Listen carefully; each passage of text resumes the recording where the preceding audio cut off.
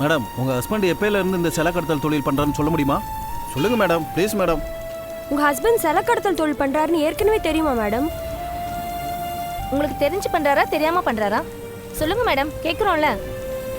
பதில் சொல்லுங்க மேடம். நீங்க சம்பாதிச்ச மொத்த பணத்தையும் எங்க மறைச்சு வச்சிருக்கீங்க மேடம்? சொல்லுங்க மேடம். ட்ரஸ்ட் நடத்துறது, தான தர்மம் பண்றதெல்லாம் இந்த சிலை கடத்தலை மறைக்கிறதுக்காக போடுற நாடகமா மேடம்? உங்க சொத்துக்கெல்லாம் மூலதனமே இந்த சிலை கடத்தல்னு எடுத்துக்கலாமா மேடம்? இங்க பாருங்க, நீங்க கேக்குற கேள்விக்கெல்லாம் ஒரே பதில் இதுதான். என் புருஷன் எந்த தப்பும் செய்யல. அவரு நிரபராதி நிரபராதி நிரபராதி. அதான் எங்க அப்பா எந்த தப்பும் பண்ணலன்னு சொல்றோம்ல, மறுபடியும் அதே கேள்வியை கேக்குறீங்க. தப்பு பண்ணாமையா ஜட்ஜு ஜெயில வைக்க சொல்லுவாரு? குற்றத்தை யார் தான் ஒத்துக்கிட்டாங்க madam? Madam madam madam madam சொல்லுங்க மேடம். சொல்லுங்க மேடம். எவ்வளவு சம்பாதிச்சிருக்கீங்க மேடம்? சொல்லுங்க மேடம். சிலை கடத்தல் உண்மையா இல்லையா பதில் சொல்லுங்க மேடம். சொல்லுங்க மேடம். பதில் சொல்லுங்க சொல்லுங்க மேடம். தொழில் எத்தனை வருஷமா பண்றீங்க மேடம்? ஒரு கோடி கோடிக்கு சொல்லுங்க சேர்த்துருப்பீங்களா? மேடம். சொல்லுங்க மேடம். கேட்ட கேள்விக்கு பதில் சொல்லுங்க மேடம். ஒரு நிமிஷம் இருங்க. அவங்களே வேதனையில இருக்காங்க. அவங்க மனசு நோகிறபடி இப்படி கேள்வி கேக்குறீங்க. இதுல கொஞ்சமாவது நியாயம் இருக்கா? தா உங்களுக்கு செய்தி வேணும் தான், காலையில இருந்து உங்க டிவி பரபரப்பா ஓடணும் தான். அதுக்காக நியாயம் தர்மம் இல்லாமையா கேள்வி கேட்பீங்க? ஏன் எல்லாருமே உடனே குற்றம் பண்ணவங்கன்னு எடுத்துப்பீங்க? அவங்க தப்பு பண்ணாங்கன்னு ஏன் நீங்க உலகத்துக்கே நம்ப வைக்கிற மாதிரி சொல்றீங்க? தப்பு பண்ணவங்க மட்டும்தான் இந்த கோர்ட்டுக்கும் போலீஸ் ஸ்டேஷனுக்கும் போயிட்டு வந்துட்டு இருக்காங்களா? அப்பாவிங்க யாருமே போலீஸ் ஸ்டேஷனுக்கு போனது இல்லையா? நீங்க பார்த்தது இல்லையா? நான் எவ்வளவு பேரு கோர்ட்டு படியில நின்னு தவிக்கிறாங்க, அதெல்லாம் நீங்க பார்த்தது இல்ல? இந்த பாருங்க, உண்மையை சொல்லணும்னா இப்ப எல்லாம் அப்பாவிங்க தான் இந்த ஸ்டேஷனுக்கும் கோர்ட்டுக்கும் நடக்கிறாங்க. உண்மையிலேயே யாரு பாதிக்கப்பட்டாங்கன்னு தெரிஞ்சுக்கிறதுக்கு ஒரு தர்மம் இருக்கணும். பாதிக்கப்பட்டவங்களை பரிவா பார்க்கிற ஒரு மனசு இருக்கணும். அவங்க தான் இந்த மைக்கையும் கேமராவையும் தூக்கணும். இந்த காட்டெல்லாம் சூறையாடுறாங்களா, அவங்கள போய் படம் பிடிங்க. இந்த ஆத்துல இருக்கிற மணல் அள்ளுறாங்களா, அவங்கள போய் படம் பிடிங்க. இந்த கொலையெல்லாம் பண்றாங்களே, அவங்கள போய் அப்படியே படம் எடுத்து போடுங்களேன். இந்த நாட்டோட இயற்கை வளையெல்லாம் கூறு போட்டு விக்கிறாங்களே, அவங்கள போய் படம் எடுங்க. ஏங்க அப்பாவிங்களை வந்து கூறு போடுறீங்க? இன்னைக்கு ராஜாராம் மேல ஒரு பழி விழுந்தோட அப்படியே வேகமா வந்து அவரை படம் எடுத்து போடுறீங்க. நாளைக்கு அவர் நிரபராதின்னு தீர்ப்பு வர, அப்ப இதே வேகத்துல வந்து படம் பிடிச்சு போடுவீங்களா? ஒருத்தரும் வர மாட்டீங்க. தெரியாதா உங்களை பத்தி? உலகம் தப்பா இருக்கு, எல்லாரும் தப்பானவங்கன்னு எடுத்து காட்டுறதுல உங்களுக்கு என்னங்க ஆசை? அப்பதான் நீங்க தப்பா இருக்கிறத உங்களால நியாயப்படுத்த முடியும். அதுதான் உண்மை. இந்த பாருங்க, இதே கோர்ட்ல இந்த கேஸ் ஒண்ணுமே இல்லைன்னு என் அக்கா வாணி நிரூபிப்பா. ராஜாராமு எந்த தப்பும் பண்ணலன்னு இதே கோர்ட்ல இருந்து வெளியே வருவாரு. அப்ப இங்க வந்து நீங்க கேள்வி கேளுங்க. அப்ப அந்த கேள்விக்கெல்லாம் பதில் சொல்லுவா. இப்ப போங்க போங்க. ஐயோ கெஞ்சி கேக்குற, போங்க. அவங்க கேட்க சொல்றாங்க, நாங்க என்ன மேடம் பண்ண முடியும்? Sorry madam. சரி போங்க போங்க. நீ வாமா, வா வா.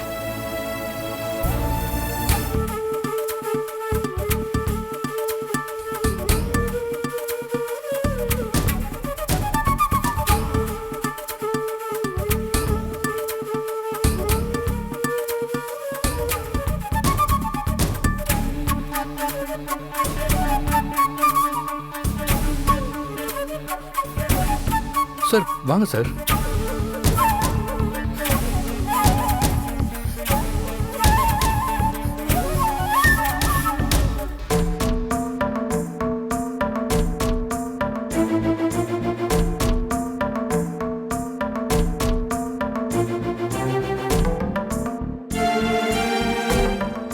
அம்மா, இவர் சேகர் வர்மா, பாம்பே டீலர். வணக்கம்மா. இவர் அசோக் குப்தா, பெங்களூர் டீலர். வணக்கம் மேடம். இவர் ராமச்சந்திரன், ஆந்திரா டீலர். வணக்கம் மேடம். அவர் ஆனந்த், மத்திய பிரதேஷ் டீலர். வணக்கம் மேடம். இவங்கெல்லாம் நம்ம கம்பெனி மில்லோட டீலர்ஸ். ஆ, அது இப்பதான் கோர்ட்ல இருந்து வரோம். இன்னைக்கு அவருக்கு ஜாமீன் கிடைக்கல. ஆனா கண்டிப்பா அடுத்த ஹியரிங்ல ஜாமீன் கிடைச்சிரும்னு நம்பிக்கையா சொல்லியிருக்காங்க. எங்களுக்கும் கோர்ட்ல ஆளுங்க இருக்காங்க மேடம். கோர்ட்ல என்ன நடந்துச்சுன்னு எங்களுக்கும் தகவல் வந்துருச்சு.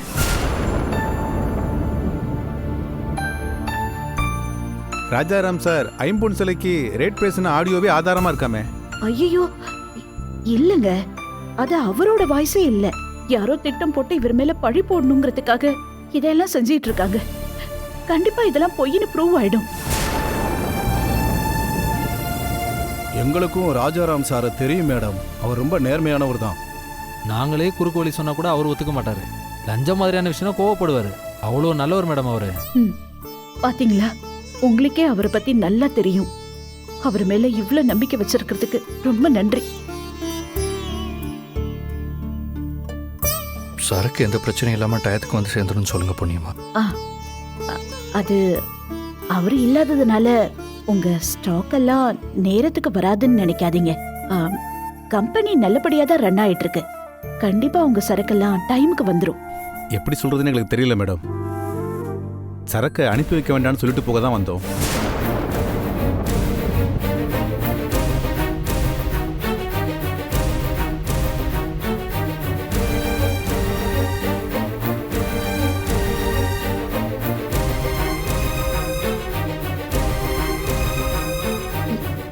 என்ன என்ன சார் சொல்றீங்க? சிலை கடத்தல் கேஸ் ஒரு சென்சிட்டிவான கேஸ்னு எங்களுக்கு தெரியும். அதுவும் சரக்கு அனுப்புற வேன்ல வச்சு தான் அதை கண்டுபிடிச்சிருக்காங்க. அப்புறம் அந்த கடத்தல்ல எங்களுக்கும் பங்கு இருக்குன்னு போலீஸ் எங்களையும் விசாரிப்பாங்க. Sorry madam. தேவையில்லாம எங்களையும் என்கொயரி கூப்பிடுவாங்க. எங்க குடோனையும் செக் பண்ணுவாங்க. மீடியால எங்க கம்பெனி பேரும் அடிபடும். இதெல்லாம் எங்க கம்பெனிக்கு தேவையில்லாத சிக்கல் மேடம். நாங்க ரொம்ப கௌரவமா தொழில் பண்றோங்க மேடம். ஒரு தடவை இந்த மாதிரி சிலை கடத்தல் கேஸ்ல ஒருத்தர் மாட்டிக்கிட்டா அதுக்கப்புறம் ஜென்மத்துக்கும் தலையெடுக்க முடியாது. ராஜாராம் சாருக்காக எங்க லைஃபை பணைய வைக்க முடியாது மேடம். அது அவரோட பிரச்சனை, அவரோட போகட்டும் மேடம். இனி லைஃப் டைம் அவரோட ரிலேஷன்ஷிப் வச்சு கூட நாங்களாம் முடிவு பண்ணியிருக்கோம் மேடம். ஐயோ என்ன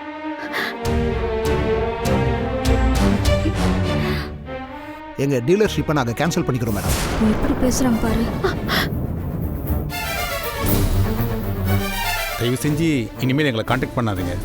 என்ன ஏன் சார், உங்களுக்கு எல்லாம் மனசாட்சியே இல்லையா? இவ்வளோ வருஷமா எங்க அப்பா கூட பிசினஸ் பண்ணிட்டு இருக்கீங்க. எங்க அப்பாவை பத்தி உங்களுக்கு தெரியாதா?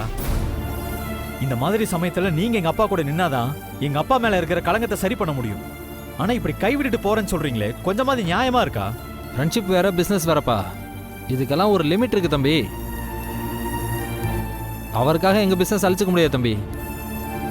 அவரோட கெட்ட நேரம் அவரோட போட்டும், எங்களை இதில் சம்மந்தப்படுத்தாதீங்க. ஐயோ சார், இப்படி பேசினா என்ன அர்த்தம்? அவர் உங்க மேல எல்லாம் எவ்வளவு நம்பிக்கை வச்சிருக்காரு. உங்கள யாராவது ஒருத்தருக்கு பிரச்சனை வந்தா கூட முதல் ஆளா வந்து நிப்பார்ல. இப்ப அவருக்கு ஒரு பிரச்சனைங்கும் போது நீங்களும் அவருக்காக நிக்கணும்ல. நீங்க கவலைப்படாதீங்க சார். கண்டிப்பா இந்த கேஸ போய் நிரூபிச்சு அவர் சீக்கிரம் வெளியில வந்துருவாரு. கொஞ்சம் டைம் கொடுங்க. ராஜாராம் சாருக்காக நாங்க பணத்தை இழக்க ரெடியா இருக்கோம். ஆனா நாங்க அந்த பிரச்சனையில வந்தோம்னா எங்க லைஃபே போயிடும். ராஜாராம் சாருக்காக எங்க லைஃபே இழக்க முடியுமா? Sorry madam. எங்களை மன்னிச்சிருங்க, நாங்க வர்றோம். Sorry madam. Sorry madam.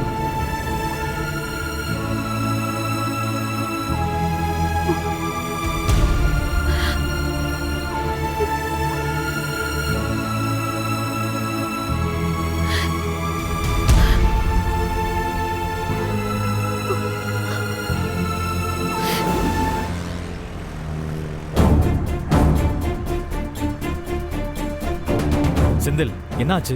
Chandru, நான் எல்லாத்தையும் விசாரிச்சிட்டேன். இந்த செக்ஷன்ல எக்ஸ்ட்ரா பார்சல் உள்ள வரதுக்கு வாய்ப்பே இல்லை. அண்ணே, இங்கிருந்து தானே எல்லா பண்டலையும் ஏத்துறீங்க? ஆமா சார். சில இங்கிருந்து போலன்னா வேற எங்கிருந்து போயிருக்கோம்? பார்சல் செக்ஷனுக்கு நான் தான் இன்சார்ஜ். இங்க இருந்து எந்த பண்டல் போகணும்னு நான் தான் எடுத்து வைப்பேன். நான் எடுத்து வச்ச பண்டலை தான் ஏத்திட்டு போவாங்க. இதுக்கிடையில எந்த பொருளும் உள்ள வர்றதுக்கு வாய்ப்பு இல்லை. ஒருவேளை லோட் ஏத்துறவங்க வரும்போதே சிலையை கொண்டு வந்திருந்தா? டெம்போ உள்ளே வரும்போது கம்ப்ளீட்டாக செக் பண்ணி தான் உள்ளே வரும். செக்கிங் மீறிலாம் உள்ளே வரதுக்கு வாய்ப்பே இல்லை. போற வழியில எங்கேயாவது நிப்பாட்டி அந்த சிலையை வச்சிருக்க வாய்ப்பு இருக்கா? அதுக்கும் வாய்ப்பே இல்லை ஸ்வேதா. நம்ம எல்லா லோடு வண்டிலையும் ஜிபிஆர்எஸ் கனெக்ட் ஆகிருக்கு. அது மூலமாக அவங்கள வாட்ச் பண்ணிகிட்டே இருப்பாங்க. அன்னைக்கு செக் போஸ்ட்டில் நின்றுச்சே தவிர வண்டி வேற எங்கேயும் நிற்கல.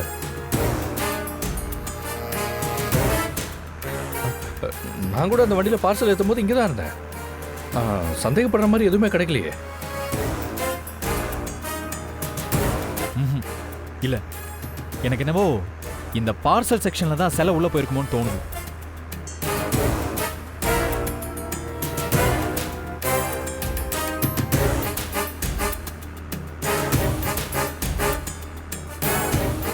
செந்தில், அந்த சிசிடிவி ஒர்க் ஆகும்ல? இதோட ஃபுட்டேஜ் எல்லாம் எங்க பார்க்கலாம்? அது மெயின் ஆஃபீஸில் கண்ட்ரோல் ரூமில் தான். சரி, ஃபர்ஸ்ட் சிசிடிவி ஃபுட்டேஜை செக் பண்ணிடலாம். அதை செக் பண்ணிட்டா கல்பிரிட் நம்ம ஆஃபீஸில் இருக்கானா இல்லை வெளியில இருந்து வந்தானான்னு கரெக்டாக கண்டுபிடிச்சிடலாம். செந்தில், வா கண்ட்ரோல் ரூம் போகலாம். அதுக்கு முன்னாடி செக்யூரிட்டி டிபார்ட்மெண்ட்டில் ஒரு வார்த்தை பேசுகிறேன். அவங்கள்ட்ட இருந்து கூட ஏதாவது க்ளூ கிடைக்கலாம்ல? அதுவும் கரெக்டு தான். நான் செக்யூரிட்டி டிபார்ட்மெண்ட்டில் பேசிட்டு வரேன். நீ அதுக்குள்ளே ஃபுட்டேஜை பார்க்கறதுக்கு அரேஞ்ச் பண்ணு, சரியா? சரி. ஓகே ஓகே, வா.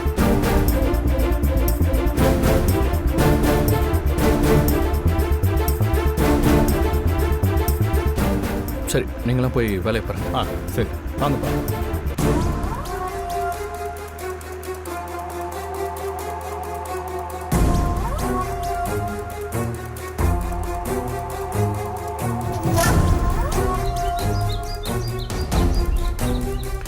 பூஜா, பூஜா, பூஜா, நம்ம ரொம்ப டேஞ்சரான சிச்சுவேஷன்ல இருக்கோம். ஆல்மோஸ்ட் மாட்டிக்கிட்டோம். என்ன டேஞ்சரான சிச்சுவேஷன்? என்ன செந்தில் உளறீங்க? பூஜா, இப்பதான் சந்திர ஸ்வேதாவும் பார்சல் டிபார்ட்மெண்ட் வந்தாங்க. எல்லாரையும் விசாரிச்சாங்க, என்னையும் விசாரிச்சாங்க. அங்க நடந்த எல்லாத்தையும் சிசிடிவில செக் பண்றதா சொல்லிட்டு போயிருக்காங்க. சிசிடிவி செக் பண்ணா இப்ப என்ன? பூஜா, நான் கையில சிலை இருக்கிற பார்சலோட வந்தது.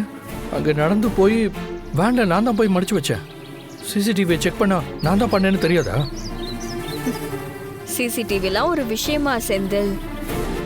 உலகத்துல எவ்வளவு பெரிய விஷயம்லாம் சிசிடிவி கேமரால காணாம போயிருக்கு. இத போய் பெருசா பேசிட்டு இருக்கீங்க. சுச்சுப்பி மேட்ரு ஈஸியா காணாம ஆக்கிரலாம். நீ விடு, நான் பாத்துக்கிறேன்.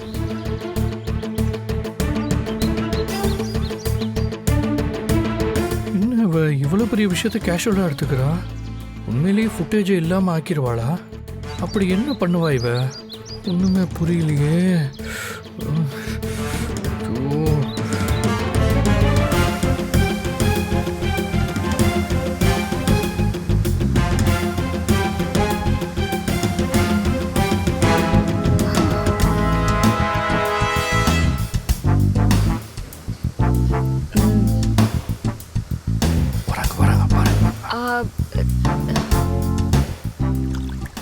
நம்ம பாஸ் இந்த கேஸ்ல இருந்து வெளியே வந்துருவார செந்தில்? எனக்கு என்னமோ வரவே முடியாதோன்னு பயமா இருக்கு. இந்த செல திருட்டு கேஸுக்கெல்லாம் பெயிலே கிடையாதாமே.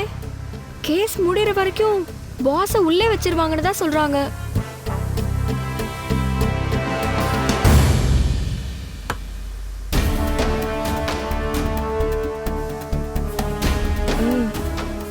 இல்ல, இந்த கேஸை கூட டெல்லியில இருந்து பெரிய வச்சு பாத்துக்கலாம். எனக்கு இருக்கிற பயம்லாம் நம்ம கம்பெனி பத்தி தான். பூஜா, கம்பெனிக்கு என்ன பிரச்சனை செந்தில்? எப்படியும் போல கம்பெனி ரன் ஆக போகுது. நம்ம லேபர்ஸ் எல்லாம் வழக்கம் போல ப்ரொடக்ஷன் பண்ண போறாங்க, நம்ம டெலிவரி பண்ண போறோம். இதுல ஒன்றும் ப்ராப்ளம் இல்லையே. கம்பெனி ரன் ஆகும் பூஜா, ஆனா 1ஆம் தேதி சேலரி கொடுக்கணும்ல.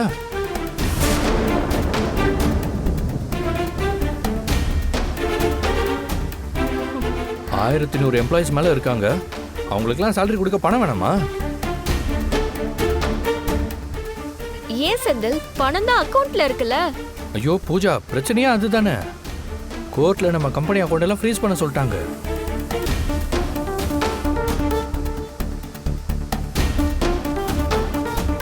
கம்பெனி அக்கௌண்ட் மட்டும் இல்ல, ராஜாராம் அங்கிளோட ஃபேமிலி சம்பந்தப்பட்ட எல்லா அக்கௌண்ட்டையும் ஃப்ரீஸ் பண்ண சொல்லிட்டாங்க.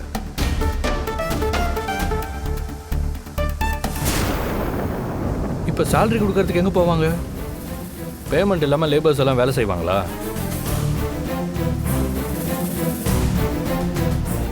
இத்தனை வருஷம் பேமெண்ட் கொடுத்துருக்கோம், ஒரு மாசம் பேமெண்ட் கொடுக்கலன்னா பொறுத்துக்க மாட்டாங்களா?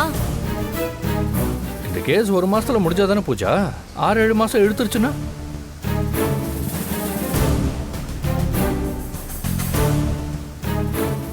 ஆறு 7 மாசம் சம்பளம் இல்லாம லேபர்ஸால வேலை செய்ய முடியுமா? பாவம் இல்ல. ஆனா இந்த கேஸ் 1 வருஷம் கூட போகணும்னு சொல்றாங்களே. எனக்கு என்னமோ பொன்னி ஆண்டியும் சந்திரும் எப்படியாவது அரேஞ்ச் பண்ணிடுவாங்கன்னு தான் தோணுது. எனக்கு அது வாய்ப்பே இல்லைன்னு தோணுது. அவ்வளவு பணத்துக்கு அவங்க எங்க போவாங்க பூஜா?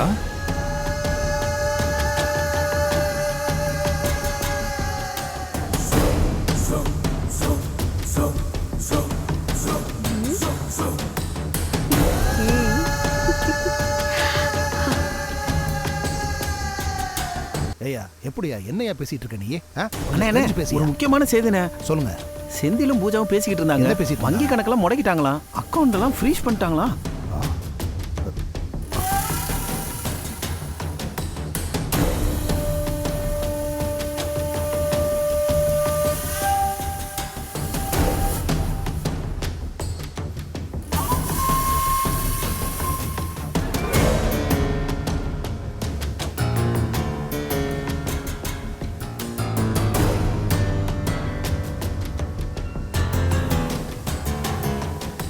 எப்படியும் 6 மாசம் ஆகும்னு பேசிக்கிறாங்கண்ணே. வாங்கயா கேட்கலாம்.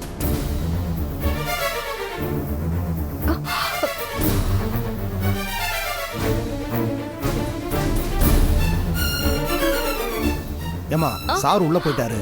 இப்ப இந்த கம்பெனிக்கு யார் பொறுப்பு? சந்திரவும் பொன்னி ஆண்டியும் தான் பொறுப்பு. அவங்க எல்லா பிரச்சனையும் பார்த்துப்பாங்க. இப்ப அவங்க எங்க? மெயின் ஆபீஸ்ல சந்திரு இருக்காரு. ஏய் அண்ணா மிஷின் எல்லாம் கொஞ்சம் நிப்பாட்ட சொல்லியா? சரிங்கண்ணே. சம்பளத்தை பத்தி பேசிட்டு அப்புறம் நம்ம ஆரம்பிப்போம். சரிங்கண்ணே, வாங்க போலாம். சார்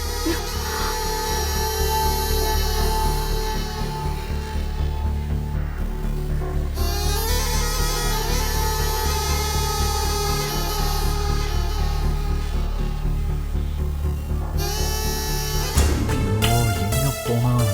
இவ்வளோ நேரம் ஆச்சு, டைம் வேற ஆயிட்டே இருக்கு, எங்க போனானே தெரியலையே. அப்பவே சொன்னேன் ஃபர்ஸ்ட் இங்க பாத்திரலான்னு. டே செந்தில் எங்க போயிட்ட? இவர் தான் சிசிடிவி இன்சார்ஜ். இவரை கூட்டு வர தான் போயிருந்தேன். ஓ சார், வெள்ளிக்கிழமை 3 மணிக்கு லோடு ஏத்துன 1 hour ஃபுட்டேஜை மட்டும் கொஞ்சம் காட்டுங்களேன். வாங்க சீக்கிரம். சந்திர சார். அண்ணே வாங்கண்ணே, எப்படி இருக்கீங்க? நல்லா இருக்கீங்களா?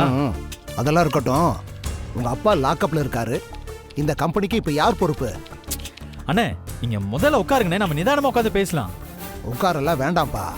முதல்ல நான் கேட்ட கேள்விக்கு பதில் சொல்லு. இப்போ உங்க அப்பா இல்ல, இப்போ இந்த கம்பெனிக்கு யார் பொறுப்பு? அண்ணே நடந்த விஷயம்லாம் உங்களுக்கே தெரியும். அப்பா மேல கெட்ட பேர் வரணுங்கிறதுக்காக யாரோ வேணும்னு இந்த மாதிரி பண்ணிருக்காங்க.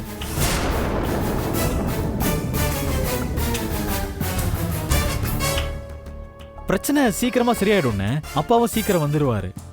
இப்ப மட்டும் இல்ல, எப்பவுமே அப்பா தான் இந்த கம்பெனிக்கு பொறுப்பு. அதுல உங்களுக்கு டவுட்டே வேணானே. என்னப்பா சந்திரு, ரோட்ல கோலி விளையாடுற சின்ன பையன் என்ன நினைச்சியா? நான் இந்த யூனியன் லீடர். சில திருட்டு கேஸுக்கு பெயிலே கிடையாது. அப்படியெல்லாம் ஈஸியா வெளியில வர முடியாது, தெரியல உனக்கு? அண்ணே அதெல்லாம் உண்மையான சிலை கடத்தல் கேஸுக்குன்னு, இது பொய் கேஸ்னு. அப்பாவுக்கு இதுக்கும் எந்த சம்பந்தமும் கிடையாது. அதனால கோர்ட்ல இந்த கேஸ் எல்லாம் கண்டிப்பா நிக்காது. அப்பா கூடி சீக்கிரம் வந்துருவாரு. சில கடத்தணுனுங்க யாரு நான் தான் சில கடத்தினேன்னு ஒத்துருக்கானுங்க. எல்லாம் பொய் கேஸ்ன்னு தான் சொல்லுவானுங்க. இருக்கிற சம்பாத்தியம் போதாதுன்னு நீங்க பணத்தாசை புடிச்சு ஏதோ பண்ண ஊருக்குள்ள நாங்க தலை காட்ட முடியல. இந்த கம்பெனில வேலை பார்க்கறேன்னு வெளியே சொல்ல முடியலப்பா. ஏன் எங்க குடும்பத்திலேயே எங்களை காரி துப்புறாங்க. சரிப்பா, அதெல்லாம் அப்புறம் பேசிக்கலாம். அதெல்லாம் விடு. இப்ப எங்க சம்பளத்துக்கு யார் பொறுப்பு? அண்ணே நீங்க தான் யூனியன் லீடரு, பொறுப்பான இடத்துல இருக்கிறவங்க. நீங்க இப்படி பேசலாமா? ராஜாராம் அங்கிளை பத்தி யாராவது இப்படி பேசுவாங்களா? இத்தனை வருஷம் நீங்க இந்த கம்பெனில வேலை பார்த்துட்டு இந்த கம்பெனியோட உப்பு தின்னுட்டு இப்ப இப்படி பேசுறீங்க?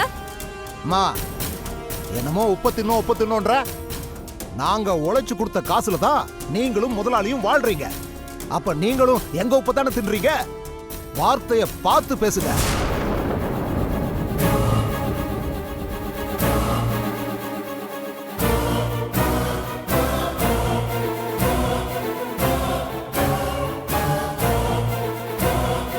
சந்துரு நீ தள்ளு. ஏய் நான் நானும் பார்த்துட்டு இருக்கேன், ரொம்ப ஓவரா பேசிட்டு இருக்க. எங்க அங்கிளை பத்தி உனக்கு என்ன தெரியும்? செலத்திட்ட பத்தி அசால்ட்டா சொல்லிட்டு இருக்க. உன் பொண்டாட்டி புள்ளன்னு மொத்த குடும்பத்தையும் நெஞ்சில தாங்குறவரியா அவரு? நாக்குல நரம்பில்லாம பேசிட்டு இருக்க. இனிமே பேசினா அவ்வளவுதான் உனக்கு. ஏய் சம்பளத்துக்கு வழி என்னன்னு கேட்டா சாபமா விடுற.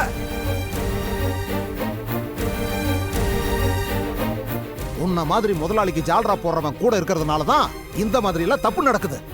நீ என்னையே எகிர்ற? நீ என்ன அவ்வளவு பெரிய சண்டீரா? யார் மேல கை வைக்கிற? அவன் என் தம்பி. வயசுக்கு மரியாதை கொடுத்தா ரொம்ப ஓவராதான் பண்றேன். சந்துரு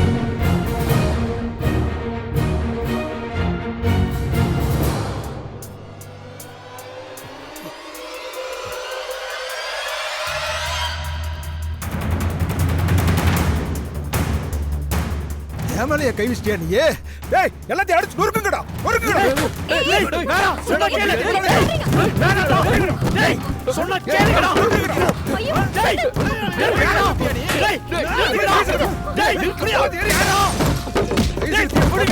ஏமலைய கை வச்சிட்டானுங்க. கேளுங்கடா. அப்பாவே எனக்கு அவ்வளவு மரியாதை கொடுப்பாரு. ஏமலைய கை வச்சிட்டானுங்க. டேய் ஒண்ணுடாதீங்கடா. எல்லாத்தையும் உடைங்க. அதை உடைக்காதீங்கடா. டேய் நிறுத்துங்கடா. அதை உடைக்காதீங்கடா. ஐயோ சொன்னா கேளுங்கடா. டேய் வேணாடா.